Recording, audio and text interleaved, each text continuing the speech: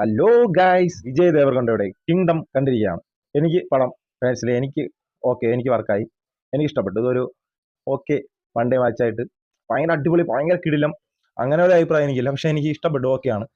Boring ഇല്ലാതെ കണ്ടിരിക്കാവുന്ന നല്ലൊരു രസമുണ്ടായിരുന്നു, കൊള്ളായിരുന്നു എടുത്തിരിക്കുന്നതെല്ലാം. ഓവറോൾ ഒരു പടം കണ്ട് തീരുമ്പോൾ ഒരു പക്ക സാറ്റിസ്ഫാക്ഷൻ ആണല്ലോ. ഒരു പടം നമ്മൾ കണ്ടിറങ്ങുമ്പോൾ നമുക്ക് ഭയങ്കരമായിട്ട് മനസ്സ് നിറഞ്ഞ് ആ ഒരു സംഭവം എനിക്ക് കിട്ടിയില്ല. എന്തൊക്കെയോ പടത്തിലൊരു മിസ്സിങ് എന്തോ ഇല്ല, അങ്ങനെ എന്തോ ഒരു കുറവ് പടത്തിനുണ്ട്. ആ ഒരു തോന്നൽ പടം കണ്ടു തീരുമ്പോൾ അങ്ങനെ തോന്നുന്നുണ്ട്. മ്യൂസിക് ഭയങ്കര സാധനമാണെന്നാണ് വിചാരിച്ചത്, പക്ഷേ ക്ലൈമാക്സിനൊക്കെ കുറച്ചുകൂടെയൊക്കെ അനിരുദ്ധം പൊലിപ്പിക്കുമെന്ന് വിചാരിച്ചു. അത്രയും അങ്ങോട്ട് എരിച്ചില്ല. ഇതിൽ എടുത്തു പറയേണ്ട ഒരു കാര്യമുണ്ട്.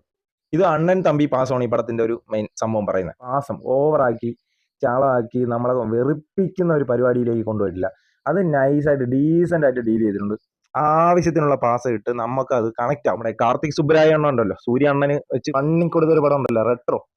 ആ സെയിം പടത്തിന്റെ കഥ തന്നെയാണിത്. ആ കഥേനെ ഒന്ന് ചെറുതായിട്ടൊന്ന് മോഡിഫൈ ചെയ്ത് ഇറക്കിയപ്പോൾ കിങ്ഡം ആയി. അത്ര വ്യത്യാസമേ ഉള്ളൂ. ഇതും നിങ്ങൾ റെട്രോ കണ്ട ഒരാളാണെങ്കിൽ ഈ പടം ഒന്ന് കണ്ടുപോകുക, നിങ്ങൾക്ക് മനസ്സിലാവും. സെയിം കഥ തന്നെയാണ്. പക്ഷെ ഈ കിടിലാവാനുള്ള ഒരു കാരണമുണ്ട്.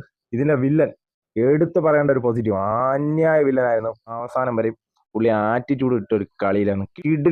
കിക്കിടിലം വില്ലൻ. ഈ പടത്തിന്റെ വില്ലൻ ഉണ്ടായിരുന്ന ഒരു സംഭവം, ആ ഒരു റേഞ്ച്, ആ ഒരു ഹൈ ലെവല് നായകൻ വിജയ് ദേവറുണ്ടെങ്കിൽ വന്നു. ഓവറോൾ പടത്തിന് ഭയങ്കര മോശം പടം അങ്ങനെ ഒന്നുമല്ല. നമുക്ക് കണ്ടിരിക്കാവുന്ന ഒരു പടമാണ്.